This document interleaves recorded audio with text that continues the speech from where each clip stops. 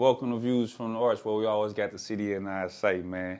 It's a pleasure to have you here, because we definitely been seeing you, across social media, definitely putting in, not just, it's just, social media is testament to your footwork in the streets.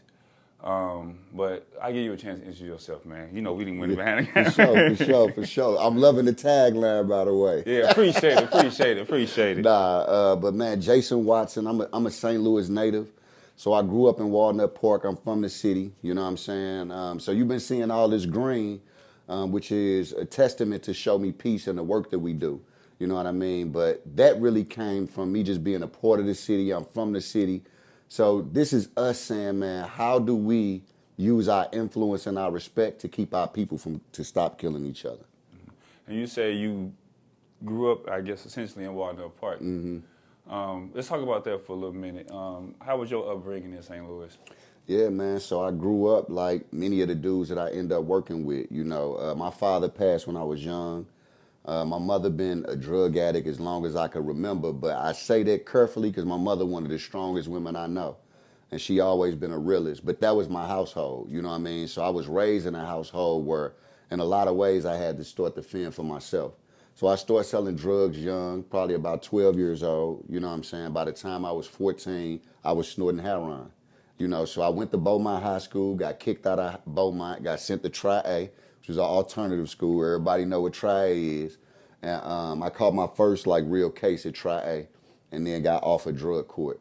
And that was kind of like the first time where I'm like, all right, let me think about doing something different because I need to get these people off my back. So that was kind of the start of me starting to even have vision for there being something different than what I was already doing. Around what age was this, you said? So this was around 16, 17 years old because I was still in high school, and when I caught that case, all I knew was I need to get out of this drug court situation, but I was snorting heroin. So I ended up going on a run for about 7, 8 months, KP as warrant, and then I ended up turning myself in, and it was a black judge. I never forget her. Her name was Miss Peebles. It's rare to even have a black judge, but this was a black female judge. And this day, anybody know to go to court, only thing you want to do is not make the judge mad. And this day, Miss Peebles was in a good mood. She was letting everybody go to the crib. It was like, Oprah, you get a court, because she like everybody going home. So I'm thinking I'm going to be cool. I get up there, she like, Mr. Watson, I understand you turned yourself in, da-da-da. But she still ended up giving me 120 days, long story short. So I went to the workhouse. Once I got out of there, I got into a drug rehab program, and that was kind of the start of me seeing that I need to try to do some different stuff. You said you were 16, but... I was 17. 16, 14 to 17 years old, all of this was going on. Mm-hmm. At the age of 14, heroin. Mm-hmm. How did that decision come about? Was it like a cool thing going on at the time, or just... So it's crazy, man, because I remember never wanting to do drugs because I saw what it did to my mama. Then started smoking weed, and then all of our OGs, that's what they did. They was getting high. I was like the youngest person in my hood. I had a couple partners, we was the same age, but I was still younger than them. So I was the last one of my partners to even start snorting heroin. You know what I mean? But that's what everybody was doing, so I ended up becoming a product of what was going on around me. Mm-hmm. Looking back, how do you think that affected you? Especially doing something like a drug like that at such a young age. Well, it affected me deeply because at 15, my best friend got killed, trying to rob somebody. So we was all snorting dope together, you know what I'm saying? So it seemed like after that, it was a downward spiral because that led to me robbing and doing a bunch of other things that I probably otherwise would not have done. So it made me be somebody different than the person that people knew me to be. Yeah. And at what point in your life where it just clicked for you, like you just said, for you to, was it just all of that, like seeing your best friend die, or just, I guess the up and down from trying to kick that habit? It got worse after that, actually.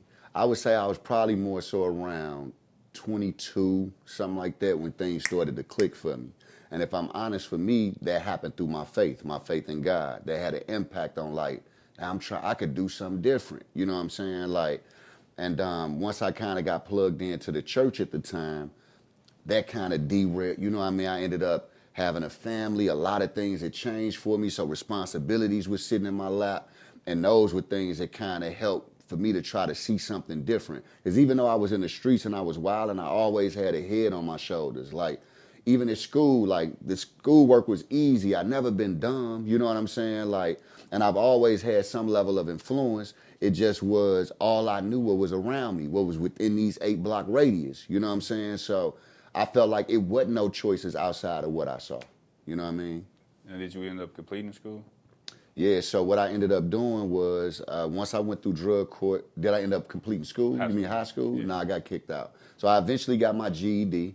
That was a little later on in life, but nah, I ain't graduated high school. That's one of the things I regret because I know I was smart enough to walk across that stage, but I ain't never get a chance to experience that. Do you think it's due to your involvement in the streets at the time? Absolutely, because school for me at the time didn't make sense. Like, because I was hustling, I'm in the streets heavy. Like, statistically, I'm gonna die by the time I'm 20.